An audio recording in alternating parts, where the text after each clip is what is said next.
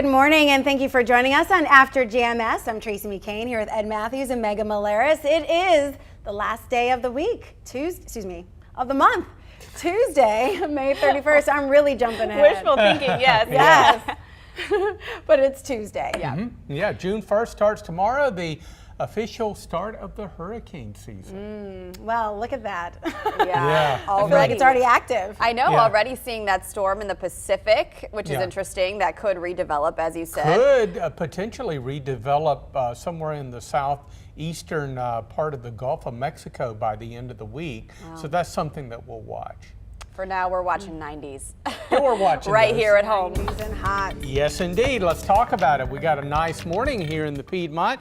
We take a live look over High Point this morning. Got a nice Carolina blue sky and abundant sunshine across the area. That's going to drive temperatures up around the 90-degree mark, maybe some of the hotter spots into the low 90s. And then I think everybody has an opportunity to make it into the low 90s tomorrow. So far this season, our hottest day at 91. That was back the early part of May. I'm forecasting 93 tomorrow. If we achieve that at PTI, tomorrow would be the hottest day so far of the season. And I'm probably going to be saying that many times over the next month or two. The hottest day of the season. Hopefully we won't get any hotter than 93 the whole summer. Wouldn't that be great? Yes. High pressure is in control of our weather. It's located over Georgia, South Carolina, bringing hot temperatures to the Piedmont. It doesn't move very much over the past 24 hours. It remains anchored over Georgia and South Carolina. Now it will eventually weaken, and that'll make way for a cold front to approach. Bring a late day shower or thunderstorm on Thursday, a few showers and storms on Friday, and then as we go into the weekend, some of that cooler and less humid air will be working into the Piedmont. But in the meantime, we deal with 90-degree heat here in the Piedmont today, 93 tomorrow, 91 on Thursday, about a 30 to 40% shower or storm chance late in the day towards the evening. And then I think Thursday night, and at least for the first half of the day on Friday, we run the risk of a few showers and storms, not a big rain event for the Piedmont. And then behind the front, as I mentioned, the weekend right now is looking great. Highs up around 80, and overnight lows by Sunday morning will drop into the upper 50s. And yeah, that air drier and less humid for the Piedmont. All right, so the caption for the day is, it is National Smile Day. Are you smiling yet? We are now. Yes. Yeah, we are now. Smiling. See how contagious that is? It is. You know, smiling can be really powerful. It can shift your mood and your energy to one of positivity, and that can impact others. Absolutely. You feel it, you see it, you imitate it, and we want to know what's making you smile. I posted the question on my Facebook page, and we also asked you on the Good Morning Show, so let's go over some of those responses. Bonnie said, my Maltipoo, Coco.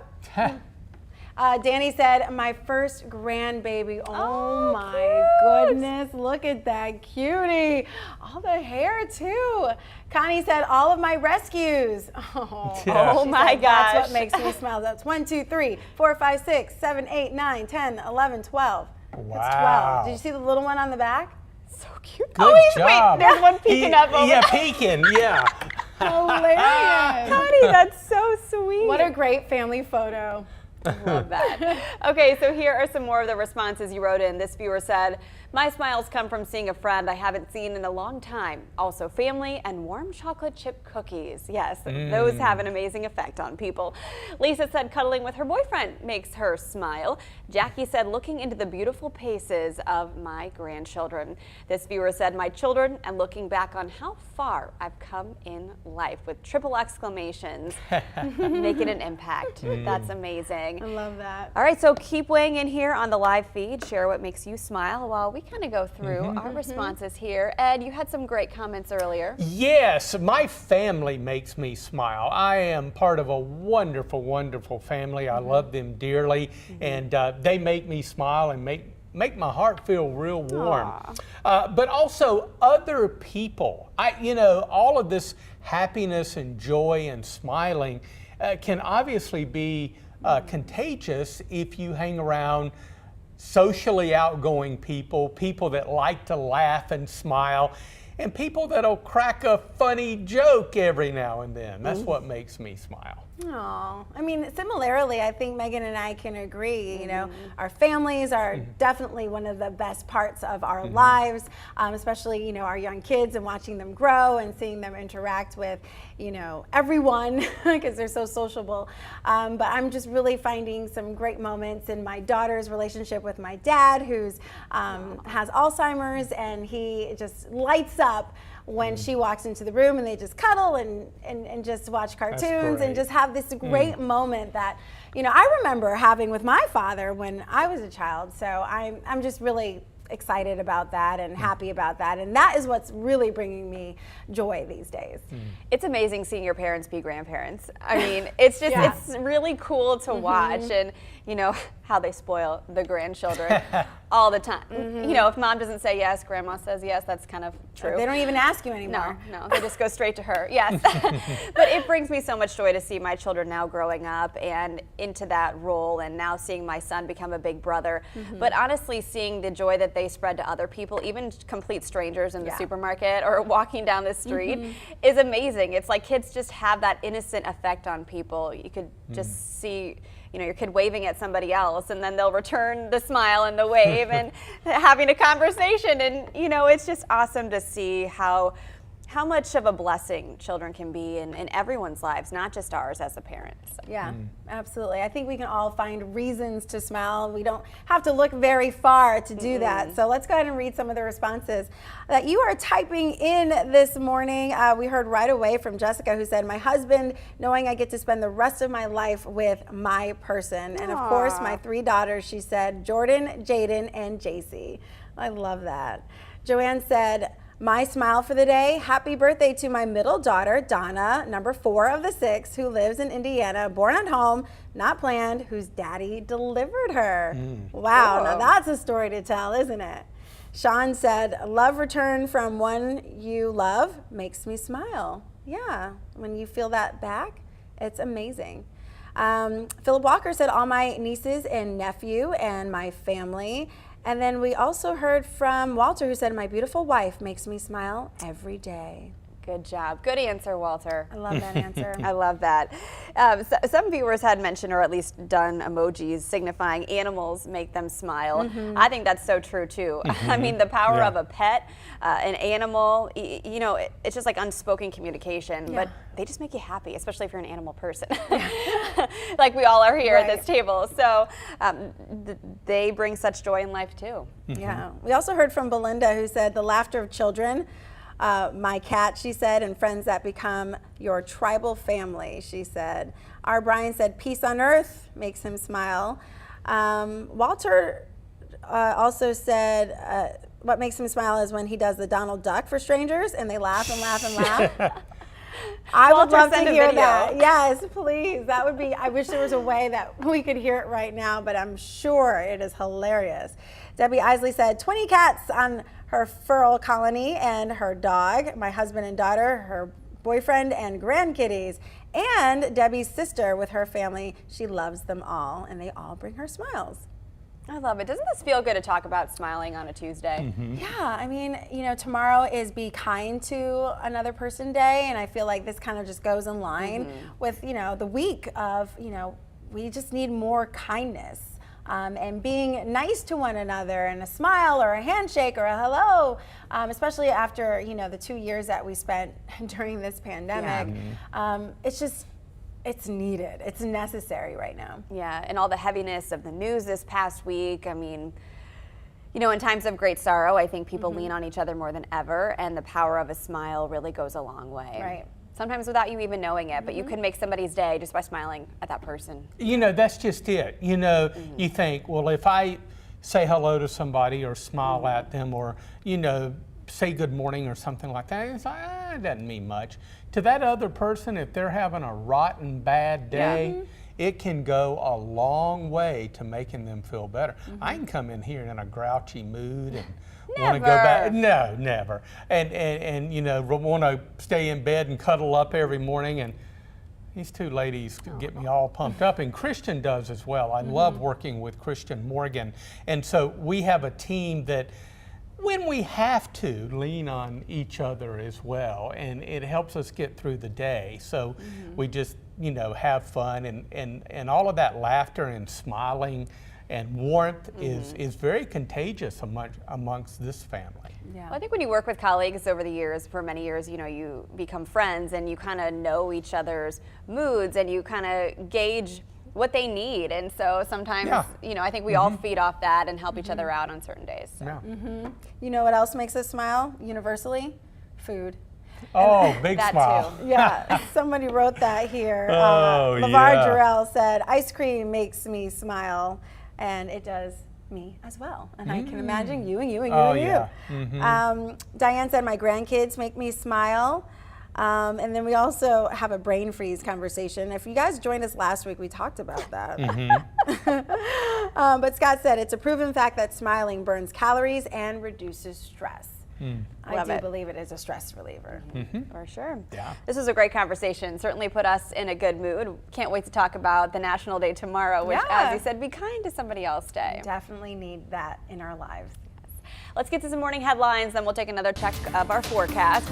We do have a traffic alert to let you know about, put on your radar.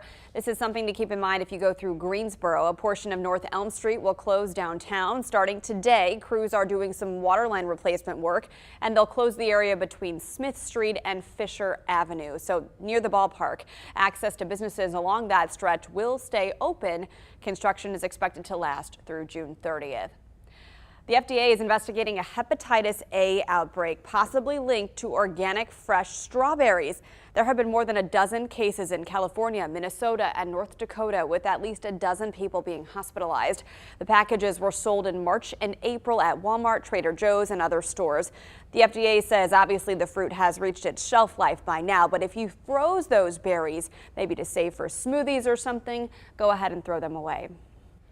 Well, today the city of Winston-Salem will begin accepting applications for its pandemic recovery grants. The grant will reimburse eligible expenses to help small businesses and nonprofits recover after they fall behind during the pandemic. The deadline to apply is June 24th. Well, Fire Station 56 in Greensboro is expanding, and the changes will have a real impact on saving lives. WFMY News 2's Itanese McMiller is sharing a closer look at what's to come. Well, for 18 months, firefighters in District 1 here in Greensboro were working out of this facility, but they do now have a brand new fire station. We'll talk about that in a moment. But right now we are being joined by Dwayne Church with the Greensboro Fire Department. Good morning. Good morning. So talk to us about how it was working out of this facility temporarily. Our firefighters love this facility. Our original plans were with the city of Greensboro purchased 2 houses here on 2 separate lots. And we were going to really renovate one of those houses and live in there for 18 months while this station was being built.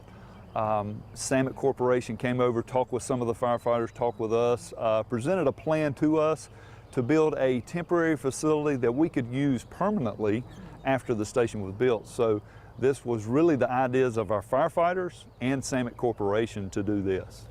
But now you all have this brand new facility that is going to better serve the community. And talk about how large this new facility is. Yeah, this facility, they went from the smallest facility in the Greensboro Fire Department to over 11,000 square feet.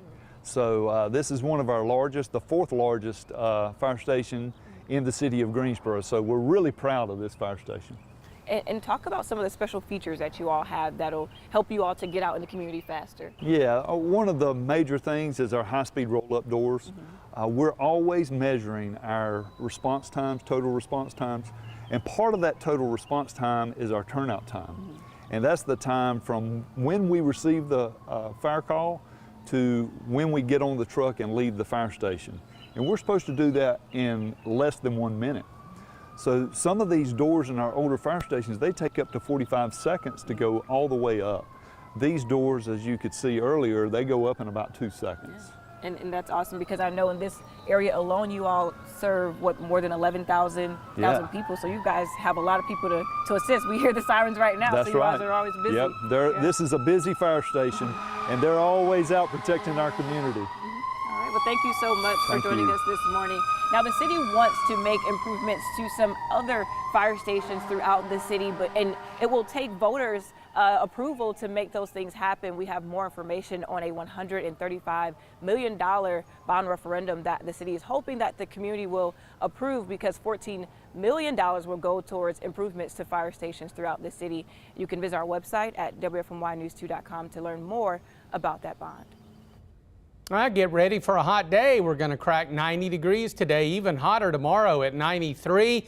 Both days dry, and then late Thursday, I think most of Thursday dry, but late Thursday, Thursday night into Friday, a cold front will slowly work across the area, and that'll bring at least a few showers and thunderstorms. Cooling us off too.